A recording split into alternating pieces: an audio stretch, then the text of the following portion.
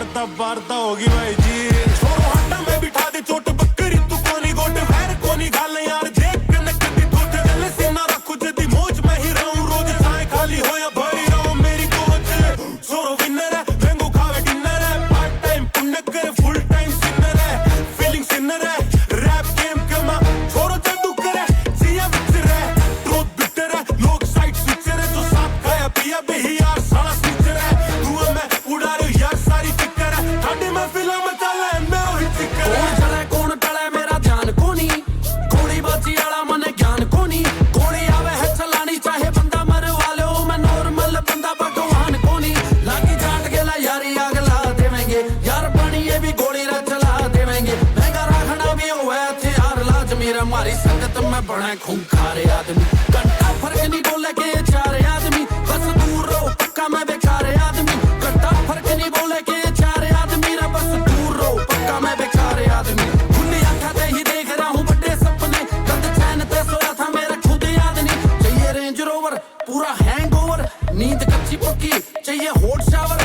गड़ी आराम की ढीला ढीला लवर साले में कुचिड़ा जो मने मिले कोनी मेरे पर्सनल किसे गिला गिले कोनी मैं तो बिना देखे मार दे तीर टारगेट पे बेचार लाख मारे पर फिले कोनी रगड़ के ऊपर जा जुटा दो सीधा बिड़ले खाज मिटा दो सरपंचों सा ताज हटा दो सतरंगा कोई बाज बना दो जिंदगी लागी लाज मिटा दो मन फाइनल सरबाज बिठा दो किसने देखा काल रे बेटे सिस्टम सारा याद दिखा दो।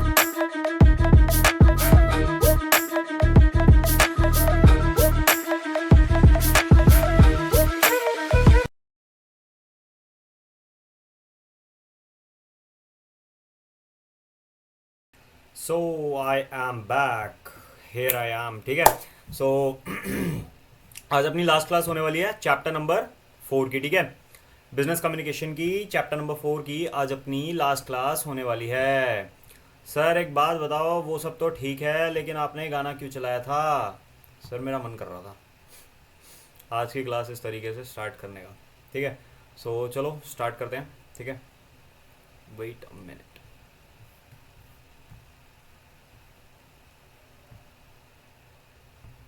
बूम आ गया जी। हम कहाँ पे थे? इधर थे हम ठीक है। पेटेंट तक हमने कर लिया था। यहाँ से अब अपन स्टार्ट कर रहे हैं ठीक है। चलो जी 1 मिनट रुको 1 मिनट रुको 1 मिनट रुको। चलो जी यहाँ से आ जाता है भाई हमारा सबसे पहला वर्ड दैट इज परक्यूजिट ठीक है। सर परक्यूजिट क्या होता है? Salary and perks. जब आप टैक्स में जाओगे ना, टैक्स में कैसे जाओगे मतलब जब आप एग्जीक्यूटिव में जाओगे मॉड्यूल 2 के अंदर एक चैप्टर रहेगा, एक हेड रहेगा सैलरी। सैलरी के साथ अपन एक चीज पढ़ेंगे जिसका नाम है परक्यूजिट। सैलरी क्या होता है सर? हमको सैलरी पता है। सैलरी मतलब क्या? पैसे देना, कैश में देना, that is called salary. But जो बड़े बड़े लेवल पर होते हैं ऑफिसर्स जैसे कि आईएएस ऑफिसर हो गए या फिर कोई कंपनी के डायरेक्टर हो गए, उनको सैलरी में कैश के साथ साथ जो सैलरी इन हैंड होती है, कैश इन हैंड होता है, सैलरी के साथ साथ उनको कुछ और एक्स्ट्रा बेनिफिट्स भी होते हैं। जैसे आईएएस है, आईएएस को घर मिलता है, गाड़ी मिलती है, पुलिस वालों को गाड़ी मिलती है। सर वो क्या होता है? क्या वो फ्री में आता है? क्या वो कॉम्प्लीमेंट्री आता है? नहीं सर, सैलरी के साथ साथ परक्यूजिट्स भी दिए जाते हैं। कई ऐसे होते हैं ना, बड़ी कंपनीज होती है, अपने बड़े अधिकारी को अपना खुद का स्कूल बना दिया सर, उसके अंदर एडमिशन करवा दिया सर। तुम दूर कहां पे रहोगे, अपना हॉस्पिटल बना दिया सर, वहां पर इलाज हो सकता है। उस चीज को कहा जाता है सर परक्यूजिट। मतलब क्या सर? जैसे कोई कंपनी है, मान लेते हैं अंबानी की कंपनी है, जियो फाइनेंस कंपनी है ठीक है, डायरेक्टर है या फिर कोई और पर्सन है ठीक है, वो कह रहा है कि सर मेरे बच्चे को स्कूल जाना है लेकिन मेरी सैलरी इतनी नहीं है। जो मालिक है उसने बोला कि सर कोई दिक्कत नहीं है, हम अपना स्कूल बना देंगे, उसके अंदर अपने बच्चे को पढ़ाओ, नहीं तो हम आपके बच्चे की फीस जमा करवा देंगे, बच्चे को पढ़ाओ जहां पढ़ाना है। तो कैश के अलावा जो भी चीजें मिलती हैं दैट इज कॉल्ड परक्यूजिट्स ठीक है, दैट इज कॉल्ड परक्यूजिट्स ठीक है जी। आईएएस वगैरह को गाड़ी मिलती है, सर गाड़ी क्या होती है? परक्यूजिट। कैश के अलावा जो भी आइटम मिल रहा है that is called what? Perquisites ठीक है जी। चलो नेक्स्ट वर्ड है अपना पर्सनल गारंटी। पर्सनल गारंटी क्या होता है सर? मान लो मिस्टर ए है, मिस्टर हिमांशु है एंड मिस्टर हेमंत है, एंड एक बैंक है। हिमांशु गया हेमंत के पास, सॉरी हिमांशु गया बैंक के पास, सर मेरे को 1 करोड़ का लोन चाहिए। बैंक ने बोला भाई तुम कौन हो, who are you, I don't know. Himanshu ने फोन करा हेमंत सर को, हेमंत सर कहां पे हो? मैंने कहा घर पे हूं। बैंक वाले मेरे को लोन नहीं दे रहे 1 करोड़ का। मैं गया बैंक में, मैंने कहा सर इस बैंक में मेरा अकाउंट है, मेरे अकाउंट में 5-6 करोड़ रुपए पड़े रहते हैं, तो मैं हिमांशु की गारंटी देता हूं अगर इसने पे नहीं करा आपका अमाउंट तो मैं पे करूंगा। That is called personal guarantee. मैं किसी भी पर्सन की गारंटी ले रहा हूं कि सर अगर इसने अमाउंट पे नहीं करा तो I will pay the amount, I will bear the loss. That is called what? Personal guarantee. अगर ऐसा क्यों करा जाता है बताओ? अगर मैं नहीं आऊंगा, अगर मैं अपनी पर्सनल गारंटी नहीं दूंगा, तुमको कौन जानता है? तुमको कोई भी लोन नहीं देगा। That is the concept of personal guarantee. ठीक है जी, नेक्स्ट पे आ जाओ। Next is petition. देखो, पिटीशन एक अलग चीज है, सूट एक अलग चीज है। बहुत सारे लोगों को सूट एंड पिटीशन के अंदर डिफरेंस नहीं पता होता। Let me clear this. Suit क्या होता है ना, जब भी दो लोगों के बीच में आपस में झगड़ा हो जाता है, दो लोगों के बीच में आपस में डिस्प्यूट क्रिएट हो जाता है, कोर्ट में जाते हैं, सर हम दोनों के बीच में झगड़ा हो रखा है, इसको सुलझाओ सुलटाओ जो भी है वटेवर। सूट का काम क्या होता है? सर दो लोगों के बीच में झगड़ा हो गया, ठीक है, दो लोगों के बीच में झगड़ा हो गया, मिस्टर हिमांशु है, मिस्टर अमन है, इन दोनों के बीच में झगड़ा हो गया। ये लोग चले गए कोर्ट में, सर हमको ये सॉल्व करके दो, हमारा झगड़ा सुलटाओ, हमारा जो कलेश है उसको खत्म करके दो। उस केस में फाइल करा जाता है सूट। लेकिन वहीं पे कोई एक पर्सन है, मान लो मैं हूं, ठीक है, मेरे कोई फंडामेंटल राइट अफेक्ट हो रहे हैं, कोई भी मेरा जो राइट है वो अफेक्ट हो रहा है, मैं कोर्ट के पास जाऊंगा, रिक्वेस्ट करूंगा। मैं क्या करूंगा? See this, I will request to the court कि सर मेरे साथ ये प्रॉब्लम हो रही है, इसको ठीक करवाओ, मेरा कोई राइट अफेक्ट हो रहा है उसको वापस से सही करवाओ। दैट इज कॉल्ड क्या? पिटीशन। उस केस में मैं क्या फाइल करूंगा? उस केस में मैं पिटीशन फाइल करूंगा। दो लोगों के बीच में झगड़ा हो रहा है, क्या फाइल करेंगे? सूट। वहीं पर अगर मैं कोर्ट को कुछ रिक्वेस्ट कर रहा हूं, दैट इज क्या? पिटीशन। जैसे सर क्या? जैसे example of writ petition. Writ petition 5 तरीके की होती है सर, बहुत सारी होती है, 5 होती है, हमें पता है कौन सी होती है। एक तो मैंडेमस हो गया, सर्ट्योरारी हो गया, प्रोहिबिशन हो गया, क्यूओ वारंटो हो गया, हेबियस कॉर्पस हो गया। सर ये रिट होती हैं, इसके अंदर हम कोर्ट को रिक्वेस्ट करते हैं कि सर ये चीज गलत हो रही है या फिर मेरा ये राइट अफेक्ट हो रहा है, इसको प्लीज ठीक करवा के दो। दैट इज क्या? पिटीशन। ठीक है जी, चलो। जो बंदा पिटीशन फाइल करता है, पिटीशनर। पेटी कैशेस क्या होते हैं भाई? डे टू डे खर्चे के लिए। यहां पे ना मैंने एक बात बताई थी तुम लोगों को, ओवरहेड। ठीक है, क्या बताया था? ओवरहेड। ओवरहेड क्या होता है? सर एक्स्ट्रा खर्चे। एक्स्ट्रा खर्चे मतलब क्या? जो हमारे बिजनेस से बहुत कम रिलेटेड है, डायरेक्टली रिलेटेड नहीं है, उसको कहा जाता है ओवरहेड। ठीक है, जैसे सर, जैसे क्या होता है सर? चाय पानी का खर्चा, स्टेशनरी का खर्चा, दैट इज क्या? ओवरहेड। अब उन ओवरहेड को करने के लिए कुछ अमाउंट ऑफ कैश हम साइड में रख लेते हैं, उसको कहा जाता है पेटी कैशेस। पेटी कैश मतलब छोटा मोटा अमाउंट जो कि हम ओवरहेड को कवर करने के लिए रख लेते हैं, दैट इज कॉल्ड पेटी कैश। ठीक है जी। पिग क्या होता है ये अपन बाद में वोल्फ के साथ समझेंगे, वोल्फ आगे आएगा तब उस केस में हम पिग को भी समझेंगे। ठीक है जी। देन उसके बाद सर प्लेंटिफ, जो पर्सन प्लेंट फाइल करता है, plaint is in the civil court. ठीक है, सिविल केस के अंदर प्लेंट फाइल करी जाती है एंड क्रिमिनल केस के अंदर कंप्लेंट फाइल करी जाती है। जब भी कोई पर्सन प्लेंट फाइल कर रहा है उसको बोला जाएगा प्लेंटिफ। जो भी पर्सन प्लेंट फाइल कर रहा है उसको कहा जाएगा प्लेंटिफ। क्लियर? ठीक है। सिविल केस के अंदर क्या फाइल करा जाता है? प्लेंट। क्रिमिनल के अंदर कंप्लेंट। जो सिविल केस फाइल कर रहा है यानी कि प्लेंट फाइल कर रहा है उसको बोला जाता है प्लेंटिफ। जो कंप्लेंट फाइल कर रहा है उसको क्या बोला जाएगा? कंप्लेनेंट। ठीक है जी। देन उसके बाद brother brother brother pleadings. Pleadings के अंदर क्या होता है? देखो, प्लीडिंग्स तुम जेआईजीएल के अंदर जाओगे तो वहां पे पढ़ोगे। प्लीडिंग्स के अंदर भाई तुम्हारा सूट भी इंक्लूड होता है, तुम्हारी डिफेंस स्टेटमेंट भी इंक्लूड होती है। जो तुम्हारा प्लेंट हो गया, कंप्लेंट हो गया और उसके साथ आने वाली defence statement, both comes under what? Pleadings. ठीक है। मान लो मिस्टर ए है एंड मिस्टर बी है। मिस्टर ए मिस्टर बी को क्या कर रहा है? प्लेंट फाइल कर रहा है, मतलब कोर्ट के अंदर जाके मिस्टर बी के अगेंस्ट प्लेंट फाइल कर रहा है। तो मिस्टर बी क्या चुपचाप बैठा रहेगा क्या? कोर्ट बोलेगा मिस्टर बी को, भाई क्या इसने जो एलिगेशन लगाए हैं तुम इसको मानते हो? मैं नहीं मानता हूं। तो बताओ ना क्यों नहीं मानते हो? उस केस में आप क्या फाइल करोगे? अपना डिफेंस स्टेटमेंट फाइल करोगे एंड उस डिफेंस स्टेटमेंट को भी बोला जाता है क्या? प्लीडिंग्स।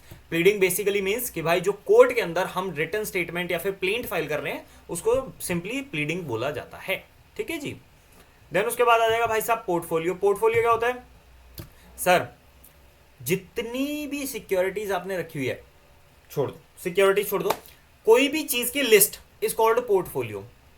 मतलब सर हमने किसी भी चीज की लिस्ट बना रखी है, हमको ये चाहिए ये चाहिए ये चाहिए ये चाहिए, पोर्टफोलियो। जैसे कि सर जब हम अपना डीमैट अकाउंट देखते हैं उसके अंदर बहुत सारी सिक्योरिटीज होती हैं, बहुत सारी सिक्योरिटीज होती हैं, उसको बोला जाता है पोर्टफोलियो। सर मेरी लिस्ट के अंदर ये सारी सिक्योरिटीज हैं, that is the meaning of portfolio. ये देखो, list of securities owned by a person और एनी इंस्टीट्यूशन। कोई भी पर्सन कोई एक सिक्योरिटी की लिस्ट को होल्ड करके रखता है या फिर सिक्योरिटी को होल्ड करके रखता है। कौन सी सिक्योरिटी होल्ड करके रख रखी है सर? जो भी लिस्ट बनेगी उसको बोला जाएगा क्या? पोर्टफोलियो। हमने बहुत सुना होगा स्टॉक मार्केट के अंदर मेरा पोर्टफोलियो बहुत अच्छा है, मेरे पोर्टफोलियो में प्रॉफिट ही प्रॉफिट है, मेरे पोर्टफोलियो में लॉस चल रहा है, मेरा पोर्टफोलियो लाल पड़ा है। पोर्टफोलियो मतलब क्या ब्रदर? लिस्ट ऑफ सिक्योरिटी जो एक पर्सन होल्ड करके रख रहा है। ठीक है, as simple as that. Then उसके बाद आ जाता है भाई प्राइस बैंड।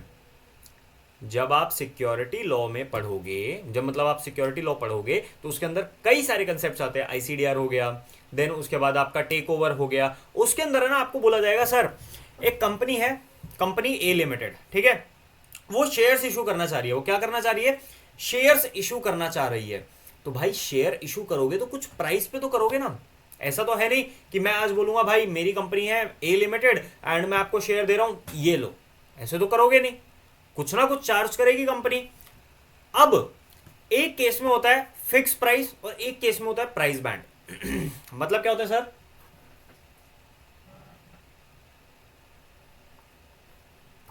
मतलब क्या होता है सर? प्राइस बैंड के अंदर और फिक्स प्राइस के अंदर क्या क्या फर्क होता है?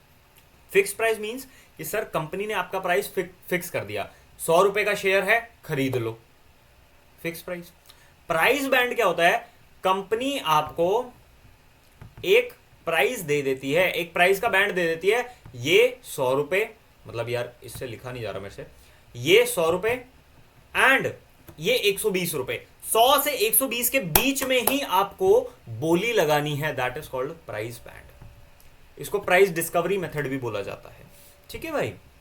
प्राइस बैंड मतलब क्या? एक बैंड प्रोवाइड कर देंगे, एक बैंड प्रोवाइड कर देंगे 100 से 120 के बीच में आपको कोई एक बोली लगानी है। मान लेते हैं आपने 110 रुपए की बोली लगाई, अगर कंपनी का प्राइस डिस्कवर हुआ 110 रुपए तो आपको शेयर मिल जाएंगे, that is the meaning of price band. ठीक है भाई। और दूसरा कौन सा होता है? Fix price issue. सिंगल एक प्राइस दे दिया, खत्म हो गया गेम। ठीक है। देन उसके बाद प्राइस रिगिंग। प्राइस रिगिंग क्या मतलब? दोनों साइड से प्राइस को खींच रहे हैं। बियर है वो चाह रहा है कि भाई मैं प्राइस को नीचे लेके जाऊं, और जो वो बुल है वो चाह रहा है मैं प्राइस को ऊपर लेके जाऊं, that is the meaning of price rigging. ठीक है भाई। ये देखो, efforts of bulls and bears to manipulate the price of a security. Sir bear जो है नीचे खींच रहा है और बुल जो है ऊपर खींच रहा है, इसी को बोला जाता है प्राइस रिगिंग। सर ये क्यों करा जाता है? भाई बियर ने शॉर्ट सेलिंग कर रखी है, वो प्राइस को और नीचे नीचे नीचे नीचे ले जाना चाह रहा है, और जो वो है बुल है भाई उसने कम रेट पे सिक्योरिटी खरीद रखी है, वो उसको ऊपर बढ़ाना चाह रहा है, इसलिए इसको बोला जाता है प्राइस रिगिंग। इसलिए इन दोनों के बीच में कलेश चलते रहते हैं। ठीक है भाई। देन उसके बाद प्रिंसिपल। सर प्रिंसिपल हमारे स्कूल में होता था, ये वो वाला प्रिंसिपल नहीं है, उसकी स्पेलिंग भी PAL होती है, इसकी स्पेलिंग भी PAL होती है। इसका बेसिकली मतलब क्या होता है? सर जो मूल धन आपने दिया उसको बोला जाता है प्रिंसिपल। सर मूल धन क्या होता है?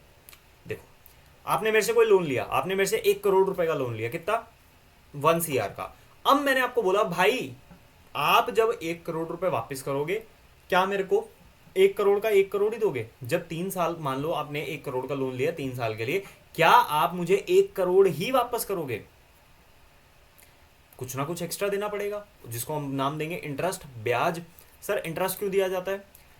प्राइस इन्फ्लेशन की वजह से, कि अगर भाई मेरा पैसा मैं कहीं लगाता तो कुछ ना कुछ बढ़ के मिलता मेरे को, एंड जो प्राइस है, जो 1 करोड़ की वैल्यू है, वो कहीं ना कहीं कम हुई है ना, इसीलिए ब्याज लिया जाता है, इसलिए इंटरेस्ट लिया जाता है। दूसरी चीज, अब आप मान लेते हैं मैंने 10% का इंटरेस्ट लगाया हर साल, 30 लाख रुपए का मेरा इंटरेस्ट बढ़ गया, 1 करोड़ 30 लाख रुपए हो गया। अब जब आप मेरे को 1 करोड़ 30 लाख रुपए दोगे तो जो 30 लाख रुपीज है ना, that will be my interest amount. जो 1 करोड़ आपने लिया, दैट इज क्या, principal amount. Principal amount simple मतलब क्या, जो आपने लिया वही आप मेरे को प्रोवाइड कर रहे हो, that is called principal amount. And जो एक्स्ट्रा आप दे रहे हो, that is what, that is interest. ठीक है भाई। प्रोपराइटर, प्रोपराइटर मतलब क्या, single business owner, that is called proprietor. ठीक है। लाला जी बैठे होते दुकान पे, ऐसे ऐसे वाले, उनको भी बोला जाता है क्या, प्रोपराइटर। जो एक सिंगल पर्सन है और वो फर्म को, सॉरी कोई एक बिजनेस को ओन करता है, दैट इज कॉल्ड प्रोपराइटर। ठीक है भाई। देन उसके बाद प्रोसिक्यूटर, इसका पूरा नाम होता है पब्लिक प्रोसिक्यूटर। इसको लिख लेना, पब्लिक प्रोसिक्यूटर। पब्लिक प्रोसिक्यूटर क्या होता है, देखो क्रिमिनल केस हुआ, अब क्या है, criminal case is not against the individual. मान लो किसी का रेप हुआ, ठीक है, तो it is not against that person only, it is against the state. कि सर आपकी जो गवर्नमेंट है वो कर क्या रही है, आपकी गवर्नमेंट के अंदर इतने ज्यादा हीनियस क्राइम्स हो रहे हैं, तो what is your government doing. इसलिए क्या करते हैं, जो डिफेंस लॉयर है वो तो अपना केस लड़ ही रहा है, जो मेन पर्सन है जिसके साथ कुछ गलत हुआ, जिसके साथ कोई क्राइम हुआ, उसका केस कौन लड़ता है, उसका केस लड़ता है प्रोसिक्यूटर। देखो, it represent the state in a criminal case. Sir criminal case में स्टेट मतलब क्या, बताया ना अभी कि सर अगर कोई क्रिमिनल केस हो रहा है, उस केस में स्टेट के अगेंस्ट में वो केस होता है, ना कि इंडिविजुअल के अगेंस्ट में। ये चीज समझ आई। ठीक है। प्रोसिक्यूटर कौन होता है, पब्लिक प्रोसिक्यूटर कौन होता है, जो पर्सन जो केस कर रहा है उसके बिहाफ पे जो लड़ रहा है उसको बोला जाता है पब्लिक प्रोसिक्यूटर। एंड जो दूसरा पर्सन है उसको डिफेंस लॉयर बोला जाता है, दैट्स इट। ठीक है। प्रोस्पेक्टस, प्रोस्पेक्टस मतलब क्या, देखो एक सेकेंड रुको,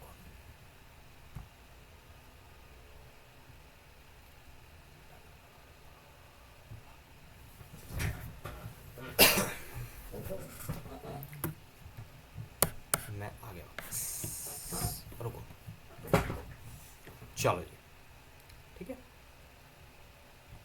हाँ, what is prospectus. Sir prospectus क्या होता है, कोई भी कंपनी शेयर इशू कर रही है, कोई भी कंपनी क्या कर रही है, शेयर इशू कर रही है। मान लेते हैं ए लिमिटेड है, वो शेयर इशू कर रही है अपने, ठीक है सर, मान लिया हमने।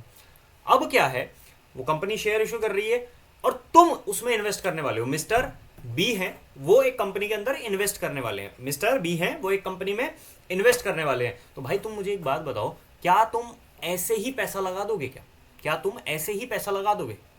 नहीं, हम कंपनी के बारे में जानेंगे, कंपनी प्रॉफिट कमा रही है, लॉस कमा रही है, बिजनेस क्या कर रही है, आगे ग्रोथ है या फिर नहीं है, ये सारी चीजें हम देखेंगे।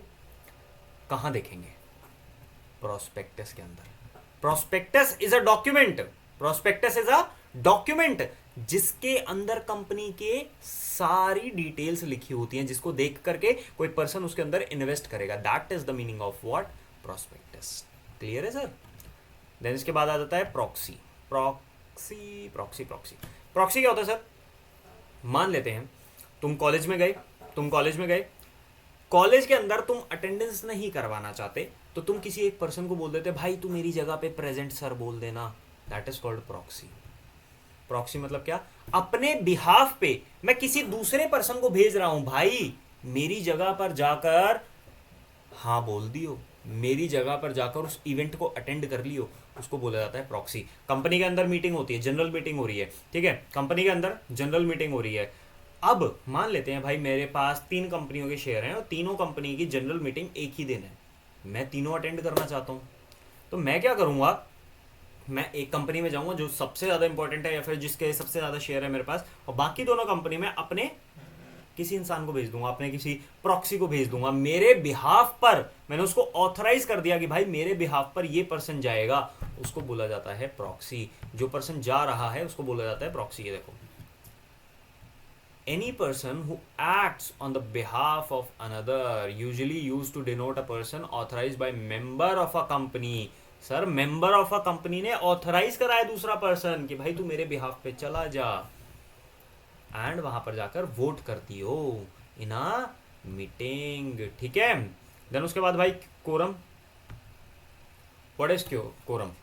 कोरम का मतलब होता है सर, अगर कोई कंपनी मीटिंग बुलवा रही है, अगर कोई कंपनी मीटिंग बुलवा रही है, क्या वो मीटिंग वैलिड हो जाएगी अगर कोई पर्सन आया ही नहीं? रिलायंस है, रिलायंस मीटिंग करवा रही है, रिलायंस की कंपनी के अंदर 2 मेंबर जाके खड़े हो गए, हम मीटिंग करेंगे, हम मीटिंग करेंगे, हम मीटिंग करेंगे, हम डिसीजन लेंगे, क्या वो मीटिंग वैलिड हो जाएगी? 2 पर्सन मिलके रिलायंस जैसी बड़ी कंपनी का जो है डिसीजन ले सकते हैं क्या? नहीं। इसलिए कंपनीज एक्ट में एक प्रोविजन बनाया गया कोरम का। किसका? कोरम का प्रोविजन बनाया गया। सर जी, अगर आपकी कंपनी मीटिंग करवा रही है, अगर आपकी कंपनी मीटिंग करवा रही है तो मिनिमम नंबर ऑफ मेंबर्स इतने चाहिए to make a meeting valid. ठीक है sir, that is the meaning of quorum. ये देखो, ये लिखा ना, minimum number of members required to be present in order to transact any business at a meeting. Clear है सर? कोरम कितना होता है, मतलब कितने मेंबर चाहिए होते हैं, ये आप जब एग्जीक्यूटिव में जाओगे ना तब पढ़ोगे।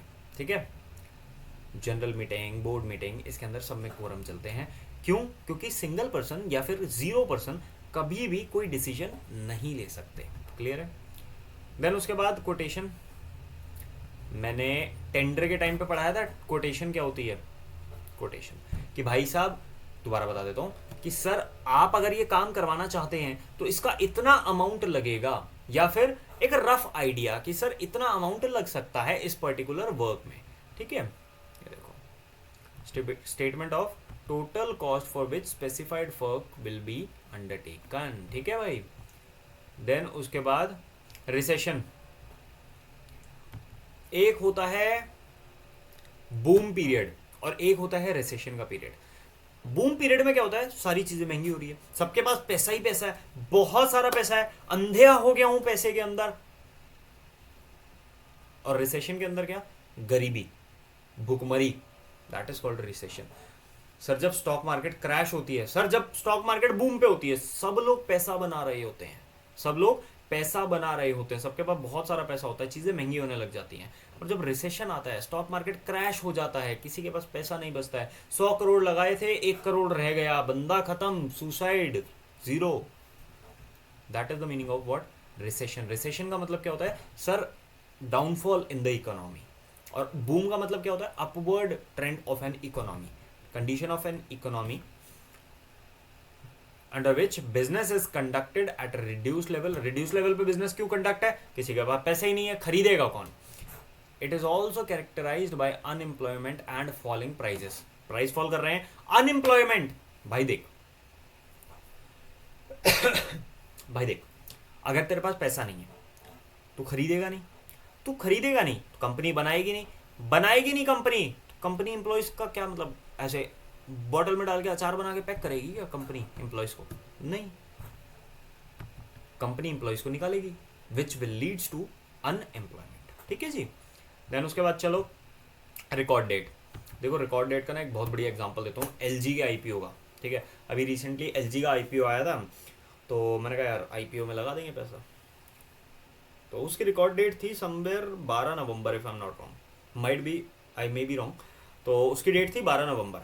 ठीक है, मान लेते हैं रिकॉर्ड डेट की डेट थी क्या? 12 नवंबर। मैंने कहा ब्रो 12 नवंबर को लगाएंगे पैसे। अब भाई 12 नवंबर को मैं लगाने गया आईपीओ के अंदर, क्योंकि भाई लास्ट डेट पे लगाना चाहिए, तो मैं 12 नवंबर को गया आईपीओ में पैसा लगाने के लिए, आईपीओ बंद। मैं कहा मतलब काहे, रीज़न क्या है इसका? तब मेरे को जाके पता लगा सर रिकॉर्ड डेट का मतलब होता है यहाँ तक, इससे पहले के जो मेंबर्स हैं मैं उनको कंसिडर करूंगा, स्टॉक स्प्लिट हो, मर्जर हो, कुछ भी हो, यहाँ के पहले की एम्प्लॉयज को मैं कंसिडर करूंगा, इसके बाद के एम्प्लॉयज को कंसिडर नहीं करूंगा। एम्प्लॉयज नहीं, सॉरी, मेंबर्स। मान लो स्टॉक स्प्लिट हो रहा है, 1 शेयर के बदले में 10 शेयर मिल रहे हैं, नहीं गलत एग्जांपल हो जाएगा। डीमर्जर हो रहा है, क्या हो रहा है? डीमर्जर हो रहा है। अब कंपनी क्या कह रही है, भाई मैं 1 शेयर के बदले में, मेरी कंपनी का 1 शेयर जिसके पास है मैं उसको अपनी कंपनी का शेयर भी दूंगी 1, एंड जो दूसरी कंपनी फॉर्म होगी उसके 2 शेयर भी दूंगी। ठीक है, ओके। अब क्या हुआ, लेकिन वो शेयर दूंगी कब तक? यहां तक। 12 का मतलब क्या है? 12 से पहले। अगर मान लेते हैं रिकॉर्ड डेट है, रिकॉर्ड डेट मतलब 12 से पहले जितने भी हमारे मेंबर्स हैं उनको कंसिडर करा जाएगा, 12 के बाद वाले मेंबर्स को कंसिडर ही नहीं करा जाएगा। That is the meaning of what, record date. ऐसी डेट, ये सर्कल इतना बड़ा क्यों घूम गया, ऐसी डेट जिस पे मैं अपने रिकॉर्ड्स पे स्टॉप लगा दूंगा for deciding some matter, that is called क्या, record date. A date on which the record of a company are closed for the purpose of determining the stock holders to whom dividends are made, proxies are made, rights are made या फिर changed, are to be sent. ठीक है, clear हो गया। Record date कौन सी date होती है, जिस डेट तक, उस डेट को भी काउंट नहीं करा जाएगा, इस डेट तक से पहले जितने भी लोग थे, इस डेट से पहले जितने भी लोग थे उसको मैं कंसिडर करूंगा, इस डेट के बाद वाले लोगों को कंसिडर नहीं करूंगा। ठीक है, मान लेते हैं 12 है, 12 से पहले यानी 11 तक के लोगों को मैं कंसिडर कर लूंगा, 11 के बाद के लोगों को कंसिडर नहीं करूंगा। ठीक है, यहाँ लिखा ना, records are closed on that date. ठीक है, देन उसके बाद यहाँ आ जाता है रिजर्व्स। रिजर्व्स मतलब क्या सर, कोई अमाउंट ऑफ प्रॉफिट जो कि हमने रोक के रख लिया किसी एक पर्टिकुलर चीज के लिए, पर्टिकुलर चीज या फिर हम कह सकते हैं किसी प्रॉब्लम के लिए, किसी फ्यूचर पर्पस के लिए, उसको बोला जाता है रिजर्व। मान लेते हैं आपका घर है, ठीक है, मम्मियाँ कुछ पैसे ऐसे रख लेती हैं। ठीक है, तो मान लेते हैं कि आपके घर पे शादी थी, आपके घर पे क्या थी, शादी थी, तो पापा उस काम में बिजी थे, अभी उसमें खर्चा बहुत लग रहा है शादी में, उसी दौरान तुम्हारे घर का फ्रिज खराब हो गया। क्या हो गया, तुम्हारे घर का फ्रिज खराब हो गया। अब भाई घर में कलेश हो गया, फ्रिज भी इसी टाइम पे खराब होना था, ये है वो है, पैसा नहीं है, पैसा बहुत ज़्यादा खर्च हो चुका है, कैसे करेंगे, ये है वो है। उसी टाइम पे मम्मी एक एंजल की तरह बाहर आती हैं, ये लो 10,000 रुपये, नया फ्रिज ले आना। ये 10,000 रुपये कहाँ से आए, रिजर्व में से। किसी आने वाली मुसीबत के लिए, किसी फ्यूचर प्रॉब्लम के लिए अगर मैंने कोई पैसा सेव कर रखा है out of the profits, it's called क्या, रिजर्व। ये देखो, amount set aside out of the profits to meet the contingency, to meet the contingency. Contingency का मतलब क्या होता है, future problems, unseen problems, it's called contingency. Reserve price क्या होता है सर, रिजर्व प्राइस क्या होता है, बोली लगती है, बोली। ये देखो, रुको एक चीज दिखाता हूं तुम्हें, एक बड़ी मस्त चीज दिखाता हूं।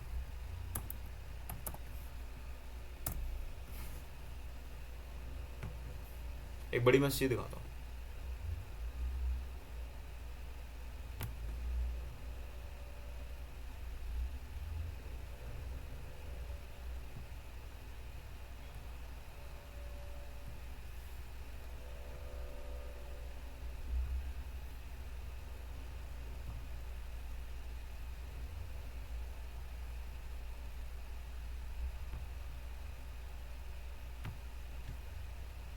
सर ये एक वेबसाइट है जहां पर हम जितनी भी प्रॉपर्टीज बोली के अंदर आती हैं, किसके अंदर, बोली के अंदर, बोली के अंदर, ऑक्शन के अंदर आती हैं, वो हम यहां पर सर्च कर सकते हैं। अब ये देखो, ये क्यों हो गया, ये देखो, ये देखो दिस, ये बैंक का नाम है, कमर्शियल प्रॉपर्टी है, रिजर्व प्राइस, क्या, reserve price sir, reserve price. इस प्रॉपर्टी का रिजर्व प्राइस कितना है, ये है, एंड जो ईएमडी है वो ये है। ईएमडी क्या होता है सर, ईएमडी मतलब डिपॉजिट बेसिकली। ठीक है, कहाँ की प्रॉपर्टी है सर, करोल बाग की प्रॉपर्टी है। ठीक है, अगर आपको प्रॉपर्टी की डिटेल्स देखनी है तो यहाँ पर जाकर भी आप देख सकते हैं। ठीक है, उमेश गर्ग की है, एंड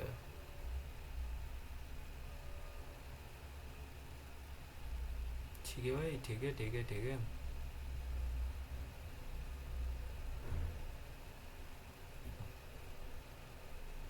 अरे यार मैं क्या पढ़ रहा हूँ, सॉरी। इधर सर, अब ये रिजर्व प्राइस क्या होता है, रिजर्व प्राइस क्या होता है sir, reserve price is a price जहां से बोली स्टार्ट होगी। Reserve price is a price जहां से बोली स्टार्ट होगी। Reserve price is a price जहां से बोली स्टार्ट होगी। अब ऐसा यार देखो, मान लेते हैं 50 करोड़ की प्रॉपर्टी है, कितने की है, 50 करोड़ की प्रॉपर्टी है, तुम लेने गए 50 करोड़ की प्रॉपर्टी, कोई अमाउंट तो होगा ना भाई, अब ऐसा तो नहीं कि 50 करोड़ की प्रॉपर्टी है 50 करोड़ से ही स्टार्ट होगी। भाई मार्केट में गए, कितने की वैल्यू है 50 करोड़ की, बोली कितने से स्टार्ट कर रहे हो, सिर्फ 50 करोड़ से। अगर भाई मैं वहां पे बैठ भी गया तब भी मैं फर्स्ट बोली से ही घाटे में हूं। इसीलिए ऐसा नहीं करा जाता। इसलिए क्या है, एक रिजर्व प्राइस सेट करा जाता है, एक रिजर्व प्राइस सेट करा जाता है, वहां से तुम्हारी बोली स्टार्ट होती है। एंड वो 50 से ऊपर भी जा सकती है, 60 से ऊपर भी जा सकती है, एज अ केस में। ठीक है, अब मान लेते हैं जो वीआईपी नंबर प्लेट्स होती है उनकी भी बोली लगती है, जो वीआईपी नंबर प्लेट्स होती है उनकी भी बोली लगती है। अब भाई कोई अमाउंट तो होगा ना जहां से गवर्नमेंट स्टार्ट करेगी उनकी बोली लगाना, उसी को बोला जाता है क्या, रिजर्व प्राइस। ये देखो, minimum price set in advance to ensure the object for sale will not be sold at too low a value. Sir बोली 1 रुपए से स्टार्ट थोड़ी होगी, इसीलिए क्या कहते हैं कि सर उस वैल्यू का बहुत कम हिस्सा ना मिले हमें, इसलिए हम एक मिनिमम प्राइस रख देते हैं, भाई इतना तो चाहिए ही चाहिए। That is the meaning of what, reserve price. ठीक है, रिटेल ट्रेड क्या मतलब, फाइनल कस्टमर को सामान बेच देना। Retained earnings same as reserves, कि सर प्रॉफिट आया उसके अंदर से पैसा हमने रख लिया, दैट इज कॉल्ड क्या, रिटेन्ड अर्निंग्स।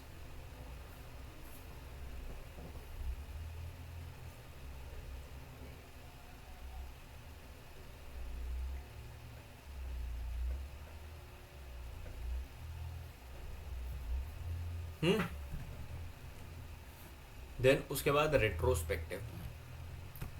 एक होता है प्रोस्पेक्टिव और एक होता है रेट्रोस्पेक्टिव। एक होता है क्या, प्रोस्पेक्टिव, और दूसरा क्या होता है, रेट्रोस्पेक्टिव।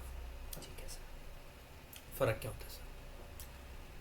प्रोस्पेक्टिव का मतलब तो ये होता है सर, ये लॉ अगर जो आज लॉ बन गया, आज क्या तारीख है, आज सर है 12 तारीख नहीं 9 तारीख, 9 तारीख है आज। आज क्या है, 9 तारीख है। आज से जो लॉ बना, मान लेते हैं 9 तारीख को कोई लॉ बना है, आज जो लॉ बना है अब से अप्लाई होगा, that is called prospective effect. And अगर कोई एक नॉर्मल सा लॉ है जिसके अंदर कोई घपलेबाजी चल रही थी, 9 तारीख को बना, रेट्रोस्पेक्टिवली ये लॉ एप्लीकेबल है। क्या है, रेट्रोस्पेक्टिवली ये लॉ एप्लीकेबल है। मतलब क्या, आगे तो है ही है, पीछे से भी एप्लीकेबल है, दैट इज कॉल्ड क्या, रेट्रोस्पेक्टिव। मतलब क्या कि सर ये जो लॉ है हम मान लेंगे कि पहले भी एग्जिस्ट करता था, that is the meaning of retrospective. लेकिन एक चीज का ध्यान रखना कि सर रेट्रोस्पेक्टिव कभी भी क्रिमिनल केस के अंदर हम नहीं डाल सकते। ठीक है, सिविल केसेस के अंदर डाला जाता है। Taking effect as though it had occurred at an earlier stage. मतलब क्या, पहले से ये जो लॉ है ये एप्लीकेबल है या फिर एग्जिस्ट करता है। ठीक है, एक मिनट रुको।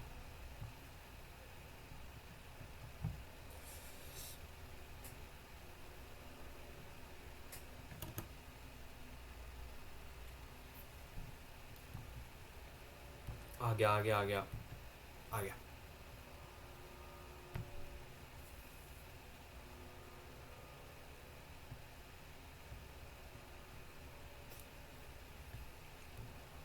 आ गया, आई एम बैक। एक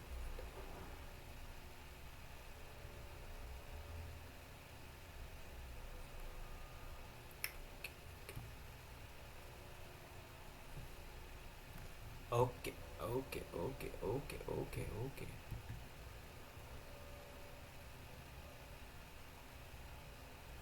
okay okay okay okay okay okay okay okay okay okay okay okay okay, I'm back. I am back.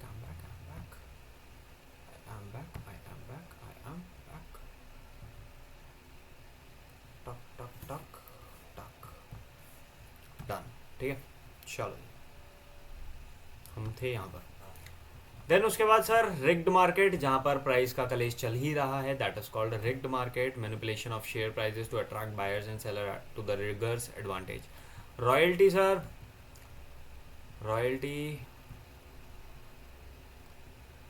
Royalty का बेसिकली मतलब होता है, ये यहाँ पर जो प्रॉपर्टी की बात हो रही है, ओनर की प्रॉपर्टी की जो बात हो रही है यहाँ पर, वो बात हो रही है कॉपीराइटेड प्रॉपर्टी या फिर पेटेंटेड प्रॉपर्टी की बात हो रही है। यहाँ पर किसकी बात हो रही है?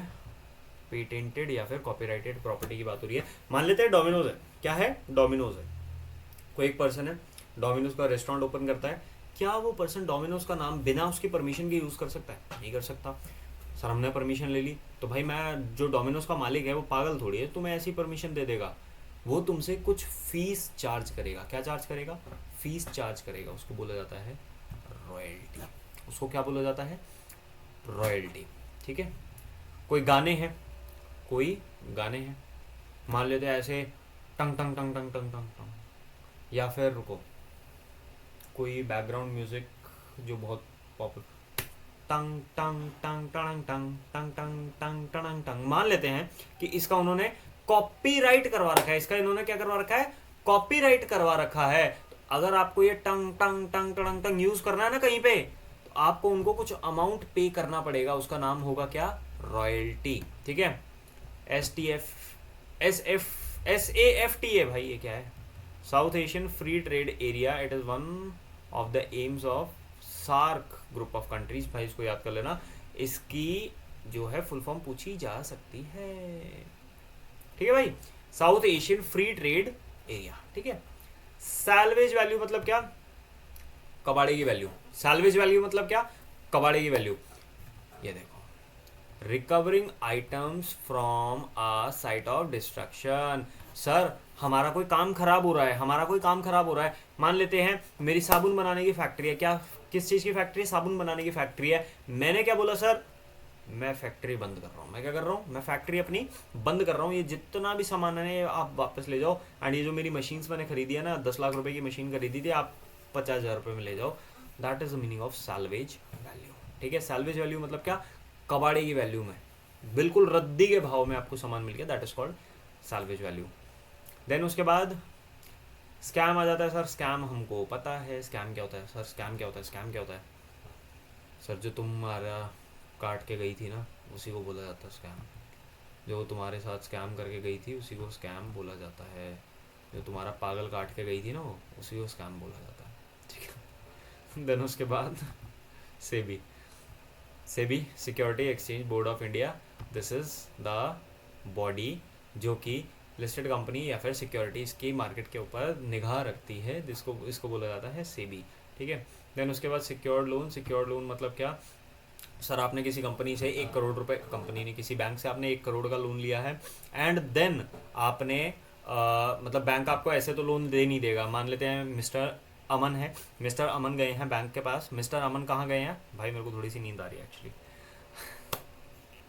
मिस्टर अमन गए, मिस्टर अमन है, मिस्टर अमन गए हैं बैंक के पास। मिस्टर अमन है, मिस्टर अमन गए हैं बैंक के पास। बैंक से बोला इन्होंने कि सर 1 करोड़ रुपए का लोन चाहिए। बैंक ने बोला ओके, लेकिन आपको अपनी 1 करोड़ 20 लाख रुपए की प्रॉपर्टी मेरे पास गिरवी रखनी पड़ेगी। उसी को बोला जाता है सिक्योर्ड लोन। क्यों? सर आपने कोई सिक्योरिटी जमा करवानी पड़ेगी to get the loan. Otherwise अगर आप पैसा लेके भाग गए तो मैं क्या करूंगा? नाचूंगा थोड़ी। मैं आपकी जो प्रॉपर्टी है उसको बेच के पैसा कमाऊंगा। बेचूंगा कैसे?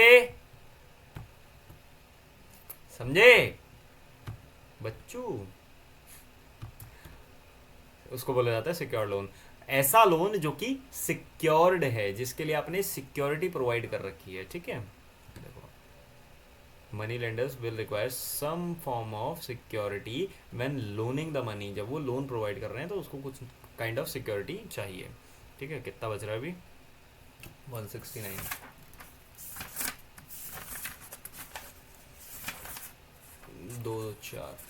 4 पेज बचे। एक्चुअली क्या है ना, अभी मेरे को नींद भी आ रही है एंड सामने बहुत तेज़ रोशनी है। ये रोशनी नहीं रखूँगा ना तो मेरा फेस ठीक नहीं आएगा। एंड आई केयर अबाउट, मतलब I care a lot about my face. ठीक है। 2 मिनट का टाइम दो, 2 मिनट का टाइम दो, तब तक मैं क्या करता हूँ, गाने चला देता हूँ तुम्हारे लिए। ठीक है। बस 2 मिनट, बस 2 मिनट। मेरी नींद अभी उड़ जाएगी। मैं पानी पी के आऊँगा। ऐसे मतलब पानी पी के आऊँगा। ठीक है। पानी ख़त्म हो गया यहाँ पे। गाने चला देता हूँ मैं यूट्यूब पे। 2 मिनट, बस 2 मिनट का टाइम देना।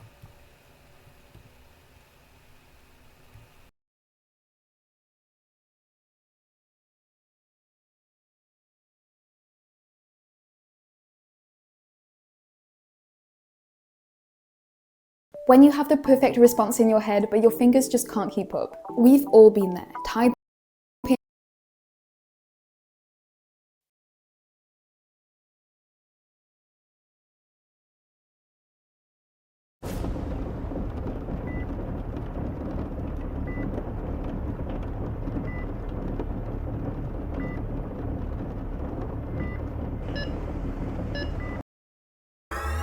गाड़ी ऊंची ऊंची रखे चले टड़के सिडान बात लंबी कोनी खींचे खड़े पैर समाधान साथ खड़ी पंचगामी कौन गुंडा पाके शामी मखा इतनी रबड़ी कोनी किसे की दुकान यारी दोस्ती में सारा घर फूक देवा पर यारी दोस्ती में कोनी रोली चल्या करे जी की नशा में पानी वो एक करे समझौता मारे मैटरा में सुन सीधी गोली चल्या करे ओ बैर मारे सुन दादा लाई चल रहे हैं गैल चाचा ताऊ वाले मेरे भाई चल रहे हैं कई साले मेरी लान की स्कीम सोच रहे हैं एंटी पार्टी तक करने कोलैब पहुंच रहे हैं पहला क्रम कांड करया इब बनया हूं मैं सिंगर छोरो जाटा को है सागे बिसनोया का ये टिंगर आदो सीसो खुलो बाहर काटे रखे छोरा फिंगर पांच सात भाई पाड़ते वे कारवाई कोना करके ये छोरा कट्ठी टोली चल्या करे जी की नशा में पानी वो एक करे समझौता मारे मैटरा में सुन सीधी Infallible, it's a statement. New Infallible Lacquer Resistance Liquid Lipstick by L'Oreal Paris. A 16-hour lacquer-like shine that's so transfer resistant.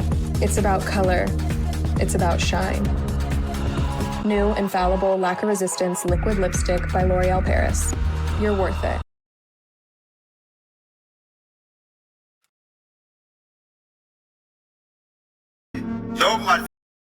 तेरा भाई मर जा मर्दी कौन यार जनानी तेरे खातिर नाश करेंगे दिल में तेरे वास करेंगे से धनिया के पास धरेंगे रहना जान कती डरिए रे क्यों कर दुर्योधन की खातिर रण में करण खड़ा था अनकैनू तेरी खातिर खड़ा यार तेरा चिंता ना करिए रे शामी अर्जुन होया कोई उससे भी बड़ा योद्धा सेना मिला खाक में आया मेरे ते फिर बात करिए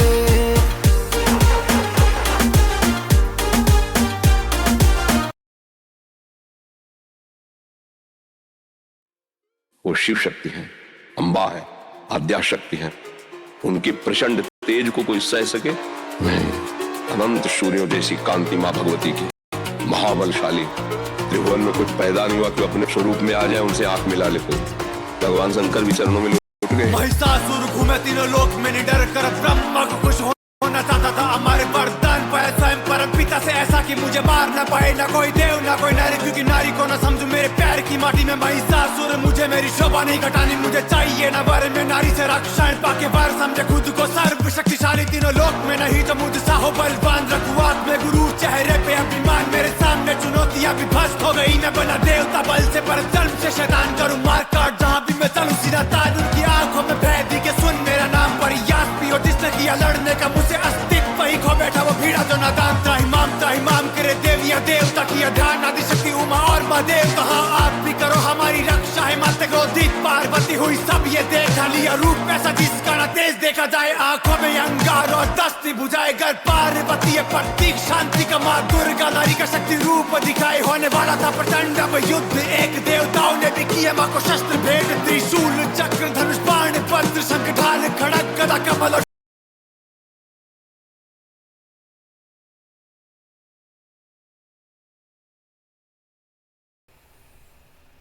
आई एम बैक। ठीक है, चलो जी।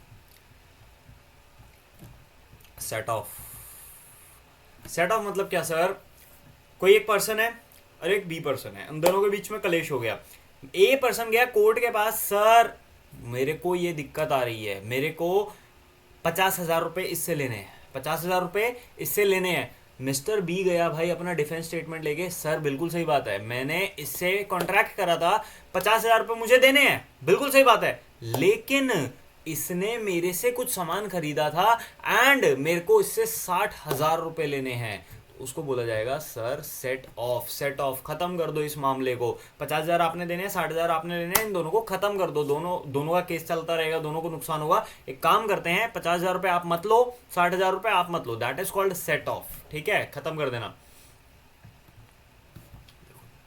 A claim of one party when adjusted against the amount payable to another is called set off.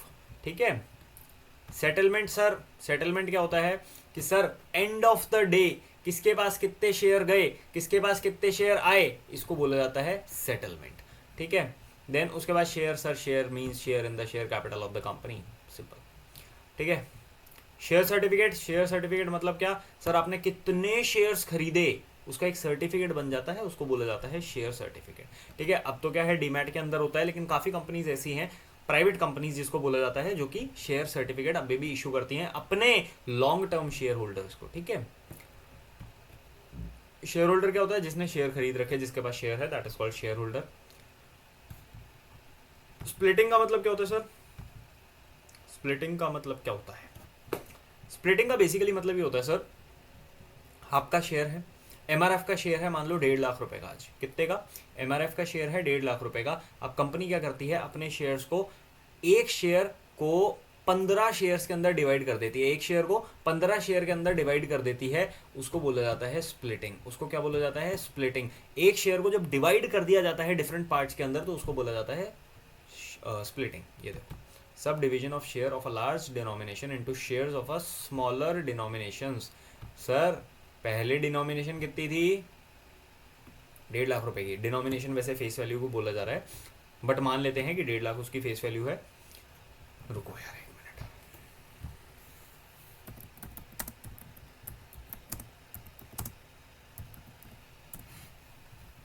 10 रुपए.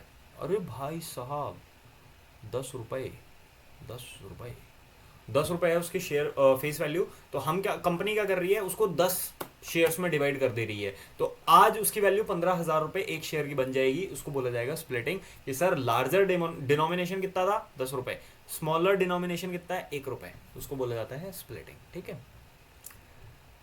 देन उसके बाद स्टैम्प ड्यूटी.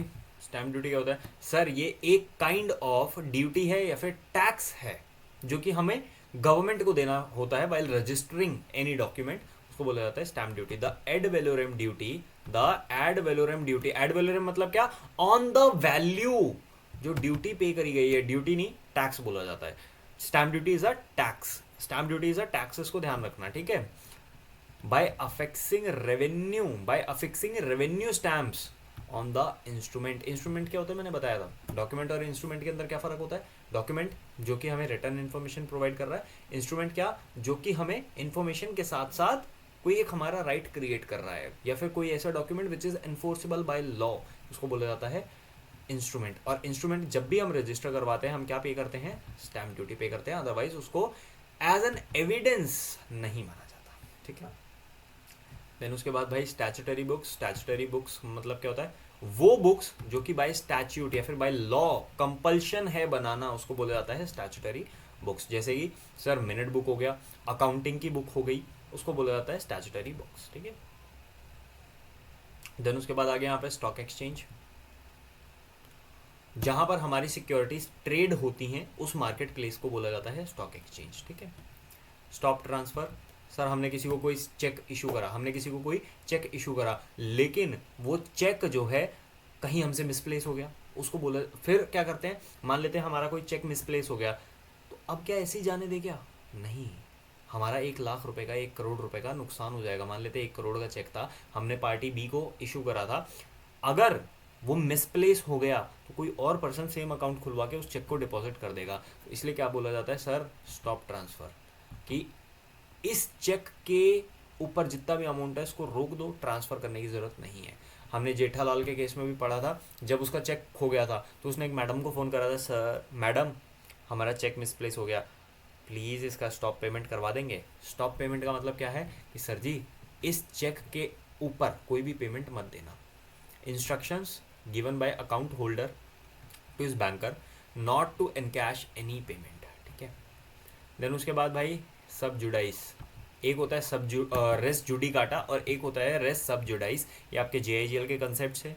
रेस सब जुडाइस के अंदर क्या होता है, सर मैटर जो है अभी कोर्ट में पेंडिंग है, मतलब जो मैटर है वो कोर्ट के अंदर पेंडिंग है, आप पेंडिंग मैटर के ऊपर किसी दूसरे कोर्ट के अंदर जाके कोई अपील नहीं, कोई आप दोबारा पिटीशन फाइल नहीं कर सकते, कोई एप्लीकेशन या फिर कोई आप सूट फाइल नहीं कर सकते, उसको बोला जाता है सब जुडाइज। सब जुडी काटा मतलब क्या, केस आपका क्लोज हो चुका है, केस आपका कट चुका है।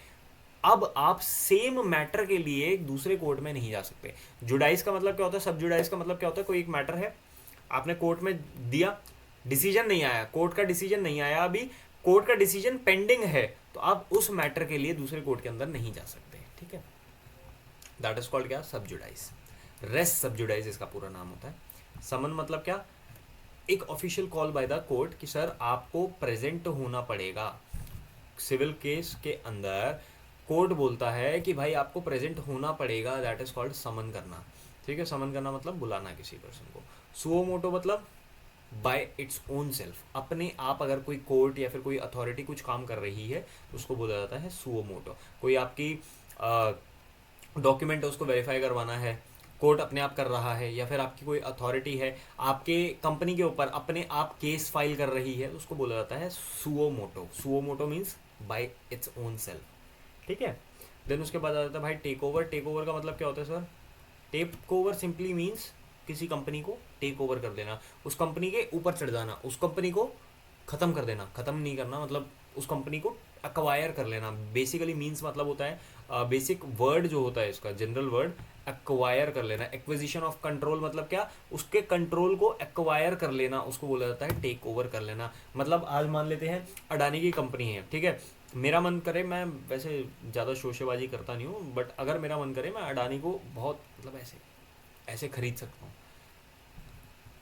अडानी की कंपनी, मेरा मन कर रहा था एक दिन ऐसे ही बाहर गया, कंपनी अच्छी नहीं चल रही है अडानी की, तो मैं गया, मैंने कहा सर कितने की है, उसने अमाउंट बताया कुछ, चलो आज से आपकी कंपनी मेरी, उसको बोला जाता है टेक ओवर करना। उसकी कंपनी को अपने एक्विजिशन में ले लेना, उसको बोला जाता है टेक ओवर कर लेना। अब यार जब आप SLCM के अंदर जाओगे तो काफ़ी सारी चीज़ें देखोगे, बिगेस्ट शेयर होल्डर का कंसेप्ट क्या होता है, कंसेप्ट टेक ओवर अगर हमने करना है तो क्या हमें सारा जो अमाउंट है, मतलब जो सारे शेयर्स हैं वो खरीदने पड़ते हैं क्या, नहीं ऐसा नहीं है। इधर टेक ओवर का मतलब क्या है, आपने उस कंपनी के ऊपर कंट्रोल एक्वायर कर लिया। कंट्रोल एक्वायर करने के लिए आपको 100% शेयर खरीदना ज़रूरी नहीं है। मान लेते हैं अभी तक किसी कंपनी के किसी पर्सन के पास 25% शेयर है and 25% is the highest number. अगर उसको कोई डिसीजन पास करना है तो वो 25% लेकर अपने डिसीजन पास कर रहा है। उस केस में आप जाते हैं, आप 26% का शेयर खरीद लेते हैं। अब आप बिगेस्ट शेयर होल्डर बन गए उस कंपनी के। अब आपका पूरा कंट्रोल उस कंपनी के ऊपर आ जाएगा, उसको बोला जाता है टेक ओवर कर लेना। टैंजिबल एसेट्स हमने लास्ट में पढ़े थे। इनटैंजिबल एसेट्स क्या होते हैं, जिसको हम टच नहीं कर सकते। टैंजिबल एसेट्स जो हम देख सकते हैं, टच कर सकते हैं, सुन सकते हैं क्या मतलब, मेरे कान में अंधा नहीं हूँ, मतलब देख सकते हैं एंड उसको टच कर सकते हैं, that is called intangible assets. उसको महसूस करने की ज़रूरत नहीं है, वो हमारे सामने, आंखों के सामने प्रेजेंट है। टैरिफ क्या मतलब सर, टैरिफ पहले होता था, टैरिफ बेसिकली एक टैक्स है, इंपोर्ट एंड एक्सपोर्ट के ऊपर लगाया जाता है। ठीक है, excise custom, that is tariff. Excise custom वगैरह उसको बोला जाता है टैरिफ। ठीक है, टैरिफ बढ़ा दिए ट्रंप ने, नहीं अभी एक्टिव है। ठीक है, टैरिफ बढ़ा दिए कंपनी, ट्रंप ने टैरिफ बढ़ा दिए मतलब क्या सर, इंपोर्ट या फिर एक्सपोर्ट करने के ऊपर चार्जेस बढ़ा दिए। मान लेते हैं कोई लग्जरी कार है, दुबई से मेरे को इंपोर्ट करवानी है। मान लेते हैं लेक्सस की कोई लग्जरी कार है, मेरे को दुबई से इंपोर्ट करवानी है। मैं क्या करूँगा, इंपोर्ट करवा लूँगा। अब गवर्नमेंट बोलेगी भाई तूने 1 करोड़ की गाड़ी तो इंपोर्ट करवा ली, अब हमारा क्या, हमें भी कुछ चाहिए। तो गवर्नमेंट बोलेगी भाई इसके ऊपर 100% तेरे को टैक्स देना पड़ेगा। तो भाई मेरी गाड़ी मेरे को 2 करोड़ की पड़ी, 1 करोड़ की जो मैंने इंपोर्ट करवाई, 1 करोड़ वो जो कि मैंने गवर्नमेंट को टैक्स दिया। टैक्स को बोला जाता है टैरिफ। ठीक है, देन उसके बाद टैक्स हॉलिडे, भाई कुछ ऐसा टाइम पीरियड जहाँ पर आपको टैक्स देने की ज़रूरत नहीं है। कोई ऐसा टाइम पीरियड जहाँ पर आपको टैक्स देने की ज़रूरत नहीं है। कोविड के टाइम पे ये टर्म इंट्रोड्यूस की गई थी, कोविड के टाइम पे इंट्रोड्यूस नहीं करी गई थी, मतलब पहले से चलती आ रही है, बट हाँ कोविड के टाइम पे इसका काफ़ी ज़्यादा यूज़ हुआ था। कंपनी का बिजनेस ही नहीं चल रहा भाई, टैक्स किस चीज़ का ले रहे हो आप, टैक्स हॉलिडे। कोई ऐसा टाइम पीरियड जहाँ पर आपको टैक्स की छूट दे दी गई है। ठीक है, देन उसके बाद आता है टेंडर। भाई मैंने लीगल टेंडर के अंदर समझा दिया। टेंडर क्या होता है, टर्म लोन मतलब क्या, टर्म लोन मतलब क्या, कोई ऐसा लोन जो एक पर्टिकुलर टर्म के लिए है, लॉन्ग टर्म की बेसिकली यहाँ पर बात करी जाती है। ठीक है, बेसिकली लॉन्ग टर्म की वहाँ पर बात करी जाती है, ये देखो, ठीक है, over a set period of time, this is for typically longer term, ठीक है। लॉन्ग टर्म के लिए कोई लोन ली जाती है तो उसको बोला जाता है टर्म लोन, ठीक है भाई। मेरी बैटरी डाउन हो रही है धीरे धीरे, कितना बज रहा है, फटाफट खत्म करते हैं इसको, ठीक है। टेस्टिमोनियल्स क्या होते हैं? टेस्टिमोनियल्स क्या होते हैं sir? Certificate issued by a responsible person to an individual about his conduct, ability और क्वालिफिकेशन। सर अगर मैं आपकी कोई तारीफ कर रहा हूँ, लिख कर दे रहा हूँ, दैट इज कॉल्ड टेस्टिमोनियल, ठीक है। टेस्टिमोनियल्स का बेसिकली मतलब क्या होता है? सर अगर कोई पर्सन आपके बारे में रिव्यू प्रोवाइड कर रहा है, आपके बारे में कुछ बता रहा है, आपकी एबिलिटी को बता रहा है, उसको बोला जाता है टेस्टिमोनियल्स, ठीक है। टाइटल मतलब क्या? टाइटल का मतलब बेसिकली होता है ओनरशिप। ओनरशिप किसकी है, किसके नाम पे ये प्लाट है, उसको बोला जाता है टाइटल। टाइटल का साइड में लिख लेना ओनरशिप, ठीक है। टॉर्ट मतलब क्या? टॉर्ट मतलब क्या? ऐसी सिविल इंजरी या फिर ऐसा सिविल केस जिसके ऊपर कोई कानून बना ही नहीं है। मान लो तुम एक लड़के हो, मैं आया, मैं तुम्हारे बाल खींच के भाग गया, क्या करोगे? किस पे केस करोगे? किस लॉ के अंदर केस करोगे? क्या मैंने तुम्हारे साथ कुछ गलत करा? अटेम्प्ट टू मर्डर, थप्पड़ मारा, कुछ भी नहीं, बेइज्जती करी, नहीं करी, किस लॉ के अंदर करोगे भाई? टॉर्ट के अंदर। ये बंदा मेरे को तंग कर रहा है, दैट इज कॉल्ड क्या? टॉर्ट, ठीक है। देन उसके बाद टॉर्ट का बेसिकली मतलब क्या होता है? कोई ऐसी सिविल कार्य, कोई ऐसा गलत सिविल कार्य जिसका जो रेमेडी है जिसकी, वो किसी लॉ में अवेलेबल ही नहीं है, उसको बोला जाता है टॉर्ट, ठीक है। ये इट्स लाइक लॉज का आलू, कहीं भी डाल दो, कोई भी गलत चीज हो रही है इसके अंदर डाल दो, बेसिकली टॉर्ट। TQM भाई जब तुम प्रोफेशनल में आ जाओगे, एक सब्जेक्ट है SMCF, SM के अंदर एक पार्ट आता है, एक चैप्टर आता है, उसके अंदर एक टॉपिक है जिसका नाम है total quality management. Total quality management यहाँ पर सिर्फ डेफिनेशन दे रखी है, डेफिनेशन भी नहीं दे रखी, फुल फॉर्म बता रखी है, लेकिन TQM का बेसिकली मतलब क्या होता है?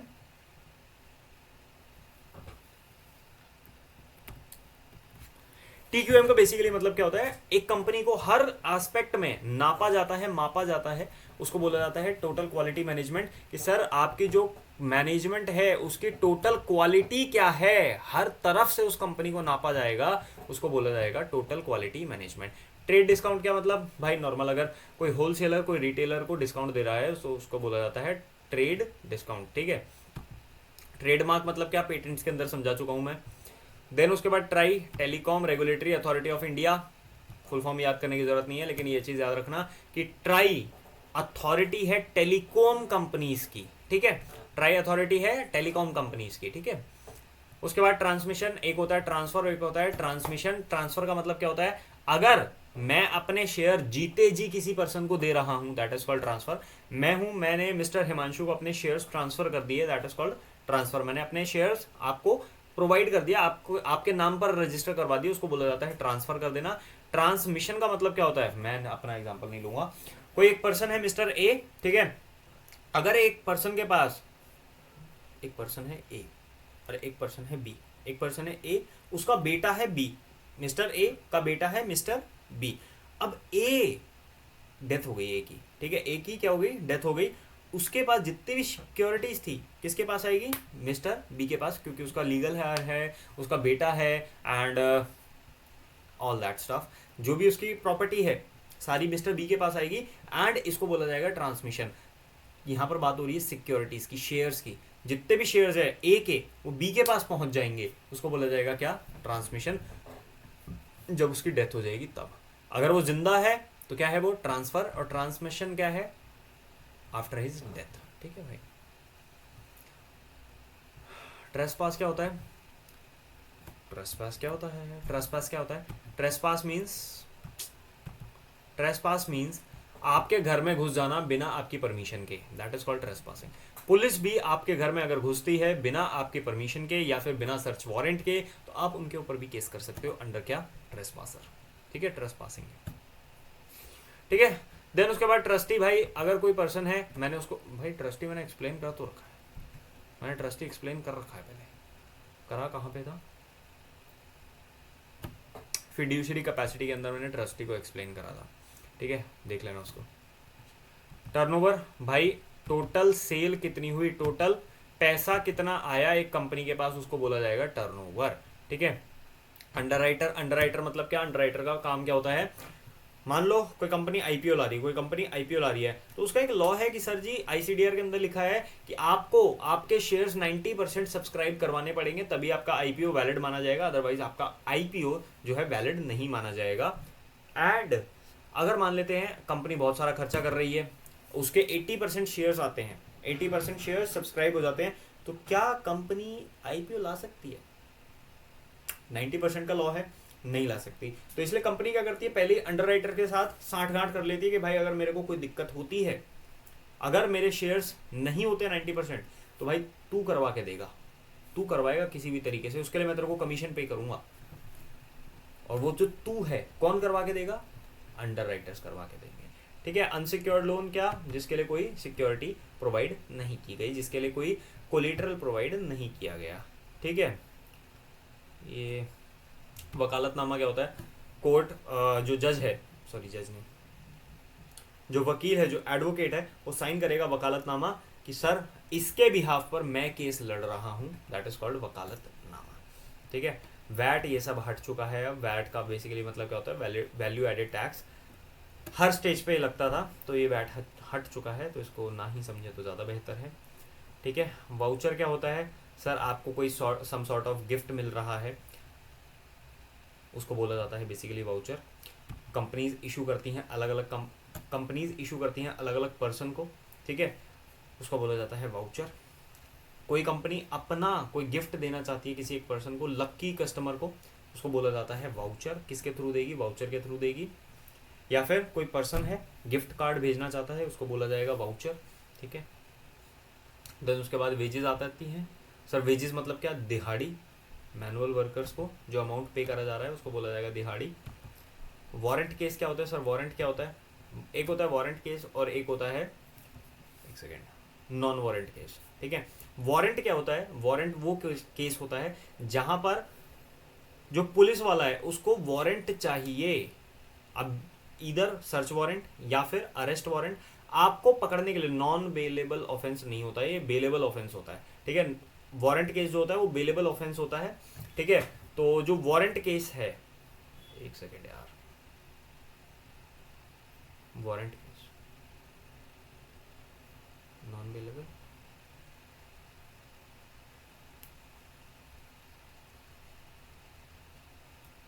नॉन वारंट, वारंट केस, ठीक है। वारंट का मतलब क्या होता है, बेसिकली जब भी कोई पुलिस आपको पकड़ रही है तो उसको आपको वारंट चाहिए होगा। कोई ऐसा केस जहां पर, एक सेकेंड यार ये क्या लिखा हुआ है, इसको मैं समझाता हूँ, थोड़ी देर में समझाता हूँ, ठीक है, इसको मैं बाद में समझाता हूँ।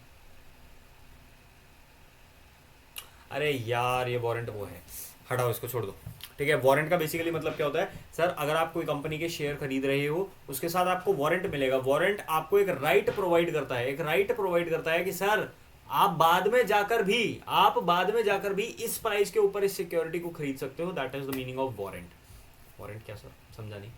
मान लेते हैं आप हिमांशु हैं, कंपनी का नाम है अंबानी लिमिटेड, ठीक है। कंपनी का नाम क्या है, अंबानी लिमिटेड। अंबानी लिमिटेड आपको एक वारंट प्रोवाइड कर रही है, आपको एक वारंट प्रोवाइड कर रही है, सर मैं आपको वारंट दूंगा 100 रुपए में। कितने रुपए में, 100 रुपए में।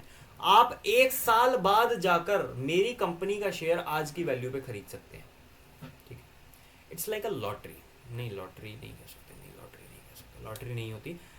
मैं आपको क्या 100 रुपए का एक वारंट बेच रहा हूँ, मिस्टर अंबानी है वो आपको 100 रुपए का एक वारंट प्रोवाइड कर रहे हैं, सर इस वारंट से आप 1 साल बाद मेरी कंपनी का शेयर आज के प्राइस पे खरीद सकते हो। आज कंपनी का प्राइस चल रहा है मान लेते हैं 1500 रुपए, अंबानी कह रहा है भाई तू 100 रुपए मेरे को एक्स्ट्रा दे, 1 साल बाद 1500 रुपए में शेयर ले जाइयो।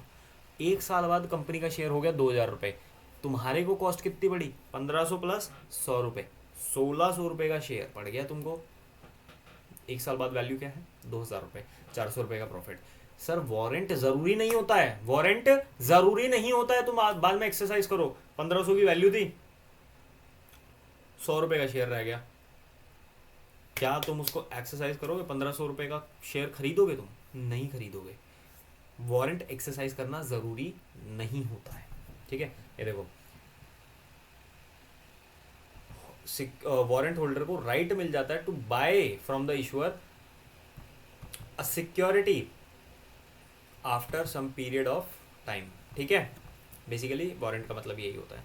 वारंट केस जो मैं समझा रहा था दैट वाज अनदर थिंग, ठीक है। खत्म हो गया ये, अब मैं सोऊंगा जाके सॉरी, ठीक है।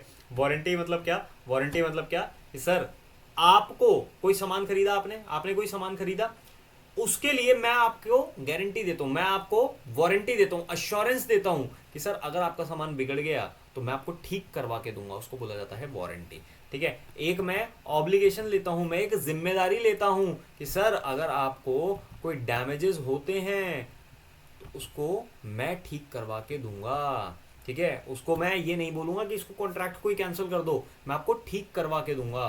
विच entities seek damages but not to cancel the contract, contract cancel नहीं करूंगा, मैं आपको जो डैमेजेस हैं वो रीपे करके दूंगा या फिर मैं आपका सामान ठीक करवा के दूंगा, दैट इज कॉल्ड वारंटी, ठीक है। वॉचडॉग क्या? देखने वाला कुत्ता।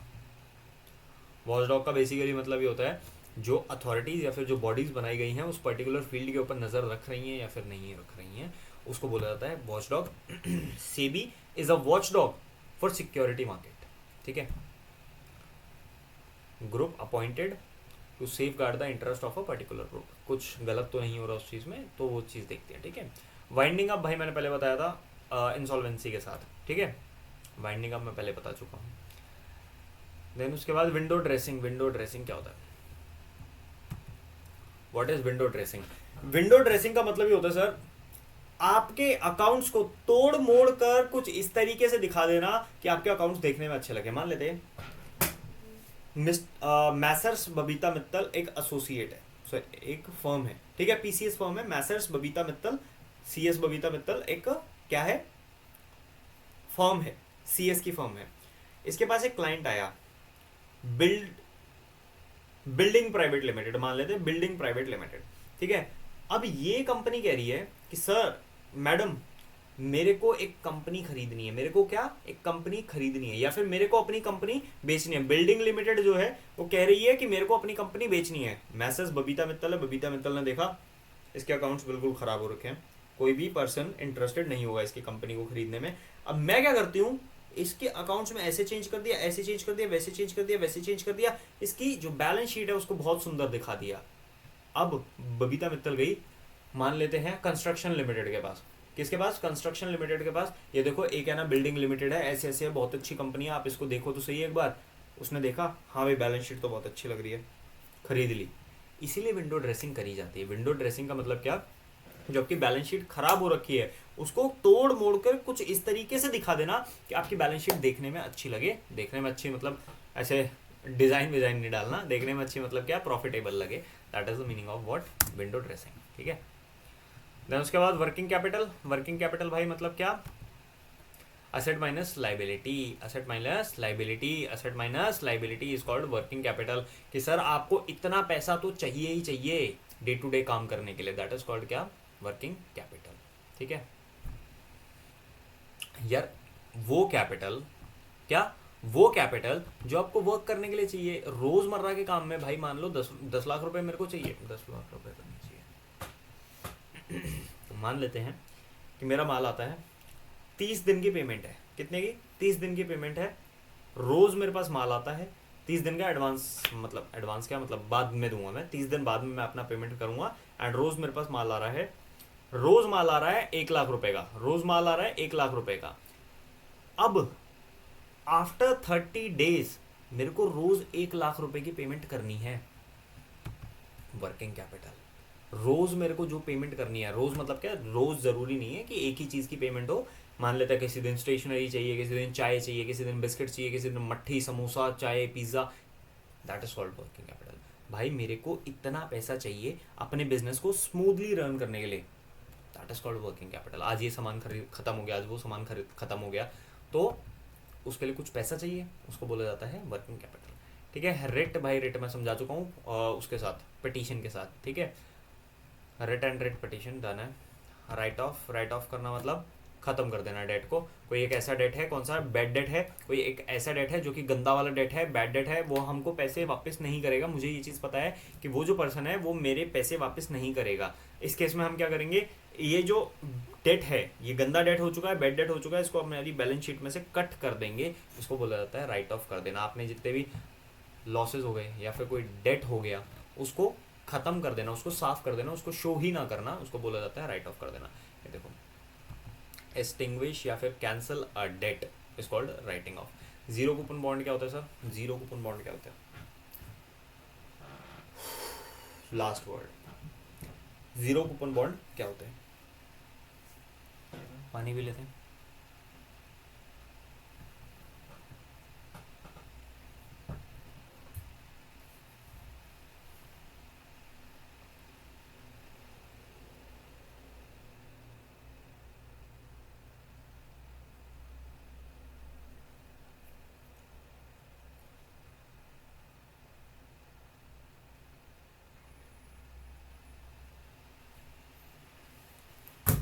जीरो कूपन बॉन्ड क्या होता है सर? जीरो कूपन बॉन्ड वो होता है जो गवर्नमेंट इशू करती है। कौन इशू करता है? गवर्नमेंट इशू करती है। नहीं, एक second, government. Zero coupon bond क्या होते हैं?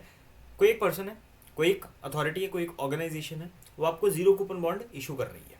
ठीक है, अब वो ऑर्गेनाइजेशन क्या बोल रही है, भाई मैं इसके ऊपर तेरे को 0% इंटरेस्ट दूंगा। क्या? 0% इंटरेस्ट दूंगा। 1 लाख रुपए इन्वेस्ट कर, मैं तेरे को 0% इंटरेस्ट दूंगा। क्या तुम 1 लाख रुपए इन्वेस्ट करोगे 1 साल के लिए? मैं तो नहीं करूंगा। तो कंपनी क्या बोल रही है, वो ऑर्गेनाइजेशन क्या बोल रही है कि सर आप 1 लाख रुपए इन्वेस्ट करो, आपको मैं इंटरेस्ट नहीं दूंगी, आपको इंटरेस्ट नहीं मिलेगा।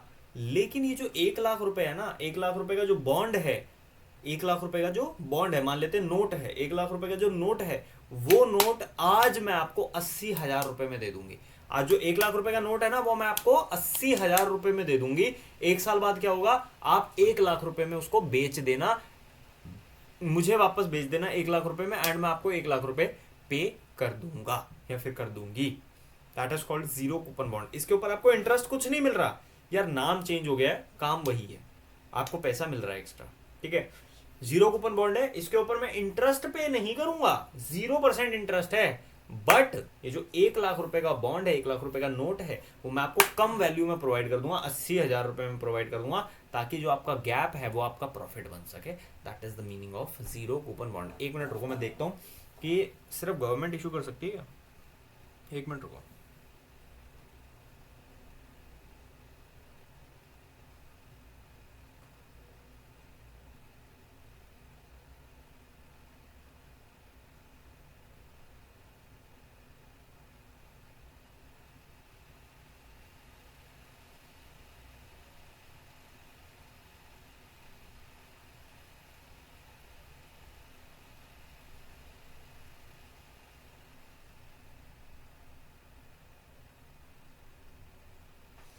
गवर्नमेंट इशू कर सकता है, बैंक इशू कर सकता है, और ऐसी कंपनी जो कि इंफ्रा वगैरह के अंदर या फिर फाइनेंस के अंदर डील करती है, फाइनेंस बेसिकली बैंक आ जाते हैं। तो मैंने सही बोला था, you don't have to worry at all. Government issue कर सकती है एंड जो बैंक्स हैं वो ही इशू कर सकते हैं जीरो कूपन बॉन्ड्स को। ठीक है, सो हमारा चैप्टर नंबर 4 यहाँ पर खत्म हो चुका है। हमारा जो बिजनेस कम्युनिकेशन है यहाँ पर एंड हो चुका है, एंड अब से we will start with the eco. ठीक है, सो दैट इज इट भाई। अभी बज चुके हैं रात के 2:30 एंड हमारी 1.25 घंटे की रिकॉर्डिंग खत्म हो चुकी है। सो मिलता है नेक्स्ट वीडियो में। Take care, bye bye, and अगली क्लास के अंदर मिलते हैं। ठीक है, बाय, लव यू।